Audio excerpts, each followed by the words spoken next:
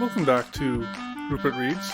Today we're going to continue with The Adventures of Buster Bear, Chapter 16, Chatterer the Red Squirrel Jumps for His Life. It isn't very often that Chatterer the Red Squirrel knows fear.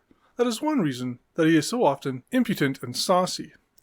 But once in a while, a great fear takes possession of him, as when he knows that Shadow the Weasel is looking for him.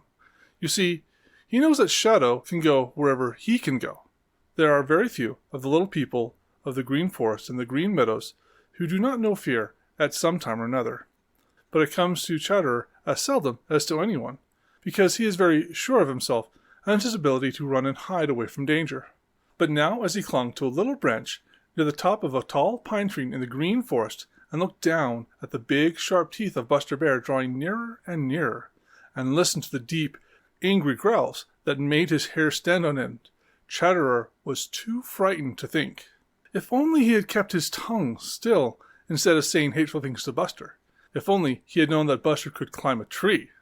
If only he had chosen a tree near enough to other trees for him to jump across. But he had said hateful things. He had chosen to sit in a tree which stood quite by itself, and Buster Bear could climb. Chatterer was in the worst kind of trouble, and there was no one to blame but himself. That is usually the case with those who get in trouble. That is usually the case with those who get into trouble. Nearer and nearer came Buster Bear, and deeper and angrier sounded his voice. Chatterer gave a little frightened gasp and looked this way and looked that way. What should he do? What could he do?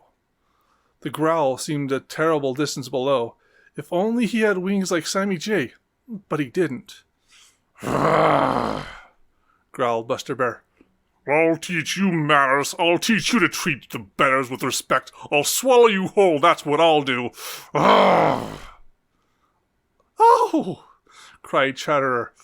I'll eat you all up to the last hair on your tail, growled Buster Bear, scrambling a little nearer. Oh! Cried Chatterer, and ran out to the very tip of the little branch to which he had been clinging.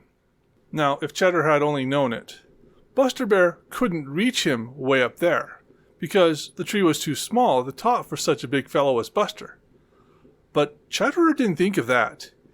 He gave one more frightened look down at those big teeth, then he shut his eyes and jumped. Jumped straight out for the far away ground. It was a long, long, long way down to the ground, and it certainly looked as if such a little fellow as Chatterer must be killed. But Chatterer had learned from Old Mother Nature that she had given him certain things to help him at just such times, and one of them is the power to spread himself very flat. He did it now. He spread his arms and legs out just as far as he could, and that kept him from falling as fast and as hard as he otherwise would have done. Because, being spread out so flat that way, the air held him up a little. And then there was his tail, that funny little tail he is so fond of jerking when he scolds. This helped him too. It helped him keep his balance and keep him from turning over and over. Down, down, down. He sailed and landed on his feet.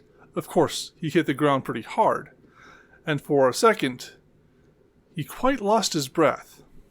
But it was only for a second, and then he scurried off as fast as a frightened squirrel could. Buster Bear watched and grinned. I didn't catch him that time, he growled, but I guess I gave him a good fright and taught him a lesson. That's the end of this chapter. Thank you for joining us.